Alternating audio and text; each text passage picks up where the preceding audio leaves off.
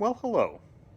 It is you-know-who, Peter Felton of Unimath by Peter Felton, YouTube fame, teaching eloquence, and the like. I am here tonight to actually give you a demonstration of a side that some people know me for and others may not know me for yet until now. As you hear in the background, we have some music playing. It is a very special type of music called New Age, and some very famous, world-renowned New Age artists include Yanni from Greece, John Tesh from Canada, Enya from Ireland, and lots of music that's devoted to meditation. It's a very calming, peaceful, internally reaching musical genre. And what I'd like to do tonight in this video, and there will be a couple of videos to follow, is show you the mathematical side of some types of music in different time signatures and chord patterns and notation. Now, even though I don't have any formal musical training, I have played different musical instruments throughout my lifetime, including drums, Latin percussion, mainly for jazz, electric bass, acoustic guitar, and even a little bit of choreography. The music you heard in the background is called Santorini, and it's a New Age piece written and written and performed by Greek New Age artist Yanni.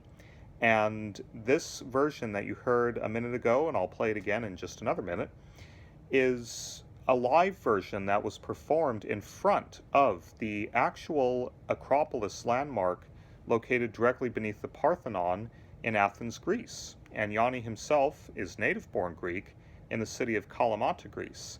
Santorini is a very glorious island off the coast of Greece, and this musical piece was named in its honor, and it's Yanni's most popular piece to date.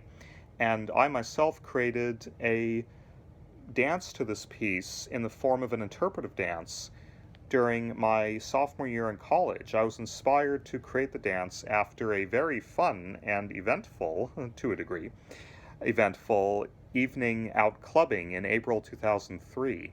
And I had first heard this piece back in 1994 when PBS Public Television broadcast the concert on TV, and I was 10 years old at the time in 1994. And this was the opening piece, and I just became so enamored with it, and so enamored with Yanni.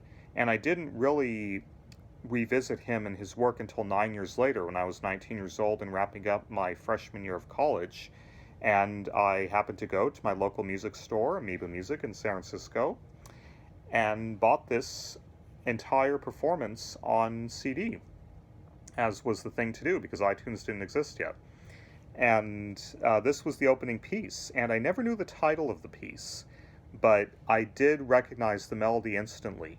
And so when I saw, according to the backside of the disc, that this piece was titled Santorini, it just warmed my heart, and it inspired me to create an interpretive dance based on some of the line dancing that my fellow college freshmen and women friends of mine had experienced when we went clubbing at a country nightclub near our college campus, a couple cities away.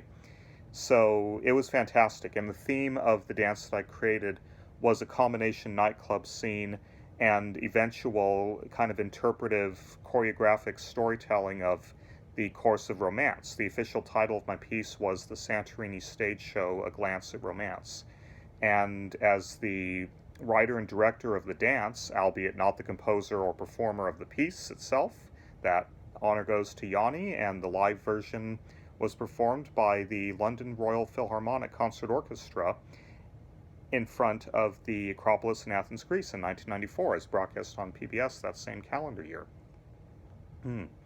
So, what I intend to do in the videos after this one is to show you Yanni's trademark 7/8 time signature, because this piece features it as well as some of his other work in my playlist, Yanni's 7/8 time signature, Yanni's signature 7/8 time signature, on my YouTube channel.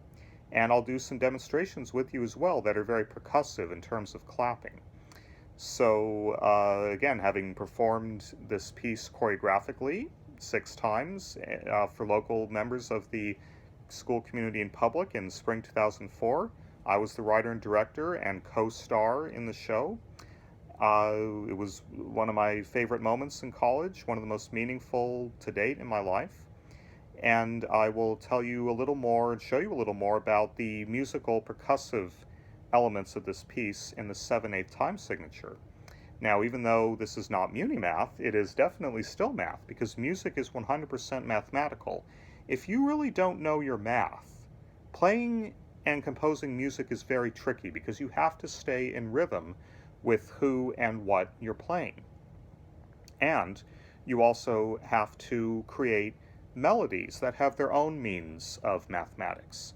Because even though music is 50% improvisation, you still need to have a lot of compositional creativity and composure, no pun intended. Otherwise, it doesn't really sound as well thought out as it otherwise may be. Speaking of music, this t-shirt right here is the album cover London Calling by The Clash, famous punk rock band from England in the 1980s. And for those of you who have subscribed to my YouTube channel here, the song Washington Bullets that we listened to in our 7th and 8th grade Modern World History class was a song by The Clash from their album Sandinista. So just in case you were wondering about that. All right. Well, let us move on to the actual demonstration of the 7/8 time signature for Santorini and other elements of music.